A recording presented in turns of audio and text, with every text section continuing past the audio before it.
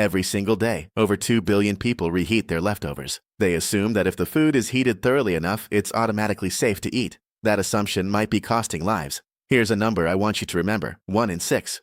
That's the proportion of all cancer cases worldwide that researchers now associate with dietary factors, including how food is stored, reheated, and consumed. According to data published in CA, a cancer journal for clinicians, poor dietary habits are the second leading modifiable risk factor for cancer worldwide, ranking just behind tobacco use. And yet almost nobody is talking about what actually happens to certain foods at the molecular level when you reheat them for a second time, whether that's in the microwave or on the stovetop. These chemical reactions are completely silent. You can't see them, you can't smell them, but they're happening first inside your food and then inside your body.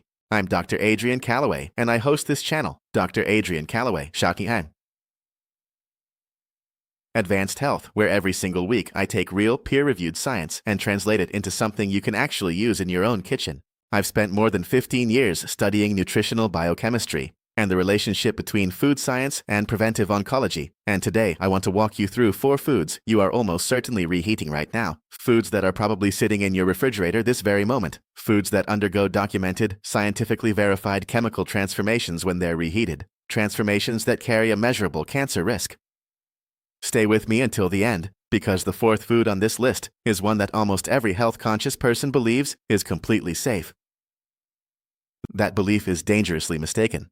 Before we go any further, I want to talk to you directly for a moment, because I know exactly who's watching this video. You're the person who meal preps on Sunday so the week feels a little less chaotic. You're the parent packing lunch for a kid who won't eat anything unfamiliar. You're the night shift nurse, the grad student, the busy professional who microwaves last night's dinner at your desk because there simply isn't time to cook twice in one day.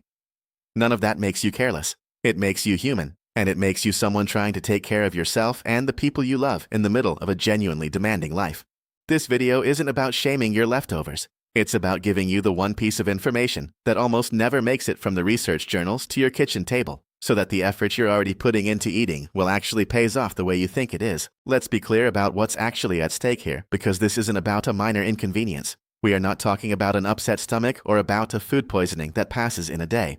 We're talking about the slow, cumulative buildup of carcinogenic compounds inside your body over months and years. The kind of silent damage that often goes unnoticed until it becomes extremely difficult to reverse.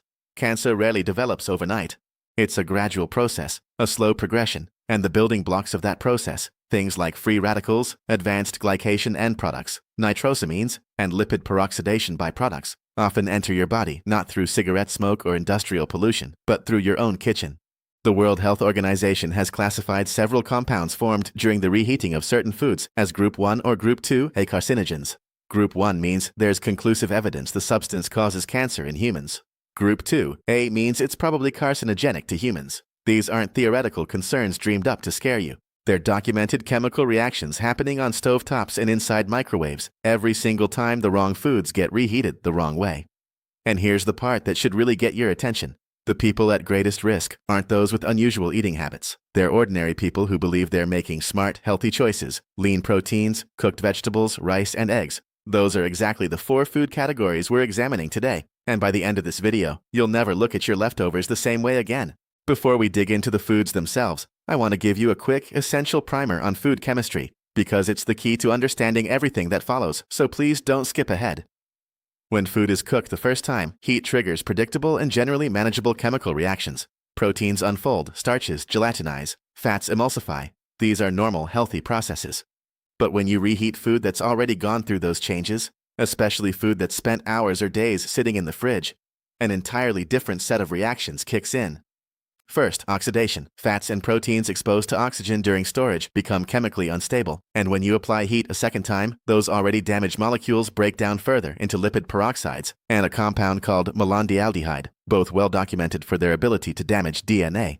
Second, a version of the Maillard reaction gone wrong. That's the reaction responsible for the rich flavor and appealing browning on cooked food. But when proteins and sugars get repeatedly exposed to high heat, they can generate advanced glycation end products, or AGEs, compounds that promote chronic inflammation, one of the major biological drivers behind cancer development. Third, nitrite conversion. Certain foods naturally high in nitrates undergo bacterial conversion while sitting in your refrigerator. And when you reheat them, those nitrates convert into nitrites, which can then transform further into nitrosamines, compounds the World Health Organization classifies as probable or confirmed carcinogens. Oxidation, advanced glycation, nitrosamine formation. Hold on to those three terms because you'll see one or more of them show up in every food we're about to talk about. Let's start with food number 1, cooked rice. Rice is the most widely consumed staple food on Earth, and more than 3 billion people rely on it as their primary calorie source. Billions of them reheat leftover rice every single day, a habit woven into nearly every culture on the planet. But there's a serious problem here, and it has less to do with the reheating itself and everything to do with what happens while the rice sits in your fridge between the first cooking and the second.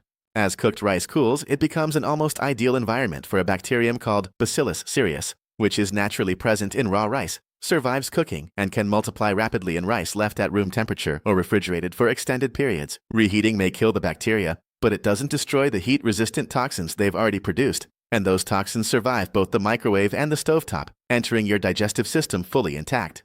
The real cancer concern comes from a specific toxin called cereulide, which laboratory studies show can damage the mitochondria inside human cells, and mitochondrial dysfunction is recognized as one of the early biological events that can contribute to a healthy cell gradually becoming cancerous. On top of that, repeated heating of starch-rich rice increases the formation of acrylamide, produced when natural sugars react with the amino acid asparagine under high heat. The International Agency for Research on Cancer classifies acrylamide as a Group 2A carcinogen, meaning it's probably carcinogenic to humans. So what should you actually do? Cook rice fresh whenever you can. If you must store it, spread it on a shallow tray right after cooking so it cools quickly, refrigerate within an hour, eat it within 24 hours, and never reheat it more than once. I once treated a patient, a college student living largely on batch-cooked chicken and rice to save money and time between classes, who was stunned to learn that the very habit meant to keep her healthy on a budget was quietly working against her. She wasn't doing anything reckless, she simply had never been told. That's the story I hear again and again, and it's exactly why this information matters. Food number 2, cooked chicken. Here's something that might surprise you, because chicken is the world's most popular lean protein.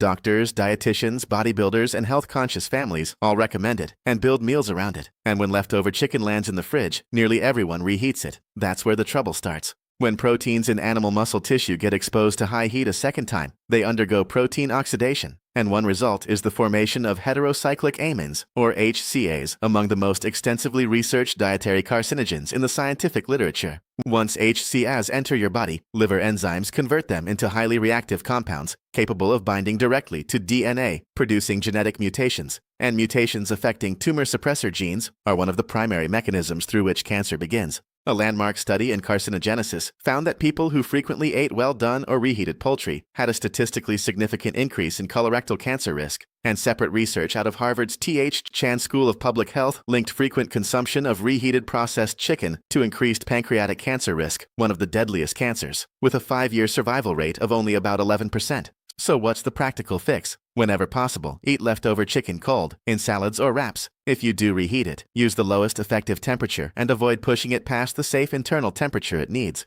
If you're finding this useful, this is a good moment to hit subscribe, because every week on this channel, I take research exactly like this and turn it into practical steps you can use the same day. No supplements, no hype, just the science and what it actually means for your health. Food number 3, spinach and other nitrate-rich leafy greens. Spinach is one of the most celebrated vegetables in healthy eating, packed with iron, folate, magnesium, and powerful antioxidants. And nutritionists, oncologists, and cardiologists are right to recommend it when it's eaten fresh or cooked once and consumed right away. The problem shows up when it's stored and then reheated. Spinach, along with celery, beets, lettuce, and Swiss chard, is among the richest dietary sources of naturally occurring nitrates, which are genuinely beneficial in their natural form, supporting cardiovascular health and healthy blood pressure. But once cooked spinach sits in the refrigerator, naturally occurring bacteria on the leaves begin converting those nitrates into nitrites, the same chemical shift that happens in cured meats, and part of why the WHO classified processed meat as a Group 1 carcinogen back in 2015. When spinach that's been refrigerated for 24 hours or more gets reheated, those nitrites can react with amino acids in the food, and later in your stomach, to form nitrosamines, among the most potent dietary carcinogens identified in modern science. Animal studies show they can trigger cancer at remarkably low doses, and epidemiological research consistently links high nitrosamine exposure to gastric, esophageal, and colorectal cancers. This isn't a hypothetical concern I'm raising for dramatic effect. The European Food Safety Authority has issued formal guidance on exactly this risk. The irony is hard to ignore. One of the healthiest foods on Earth can become a source of carcinogenic compounds simply because of a storage habit practiced weekly by millions of people who are genuinely trying to eat well. The fix is simple. Cook leafy greens fresh. Eat them right away, and if you have leftovers, eat them cold within a few hours rather than reheating. And now, food number 4, the one I promised would surprise you. Eggs. Eggs are one of the most nutritionally complete foods available, containing all 9 essential amino acids, choline for brain function, selenium for antioxidant defense, and lutein and zeaxanthin for eye and cellular health. By almost every nutritional standard, eggs are excellent. But reheating them, especially scrambled or hard-boiled, creates a specific problem almost nobody talks about. Eggs are roughly 13% fat, concentrated in the yolk, and when an egg is cooked the first time, that fat undergoes an initial normal stage of oxidation. But when a cooked egg is refrigerated and then reheated at high temperature, those already oxidized fats undergo secondary lipid oxidation much faster, producing malondialdehyde and oxysterols, oxidized cholesterol derivatives.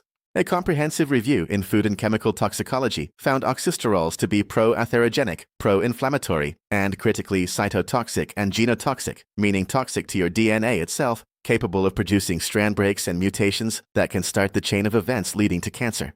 Reheated eggs also undergo further protein denaturation, forming abnormal crosslinks that are harder to digest, and the sulfur-containing amino acids in eggs, cysteine and methionine, can degrade during repeated heating in ways that may contribute to oxidative stress in the lining of your digestive tract, a mechanism strongly implicated in colorectal cancer, the 3rd most common cancer worldwide. So eat eggs fresh whenever you can. If you prepare hard-boiled eggs in advance, keep them unpeeled and eat them cold. Avoid microwaving scrambled eggs or omelets altogether. And if you must warm an egg dish, use gentle, indirect heat and keep it under 165 degrees Fahrenheit.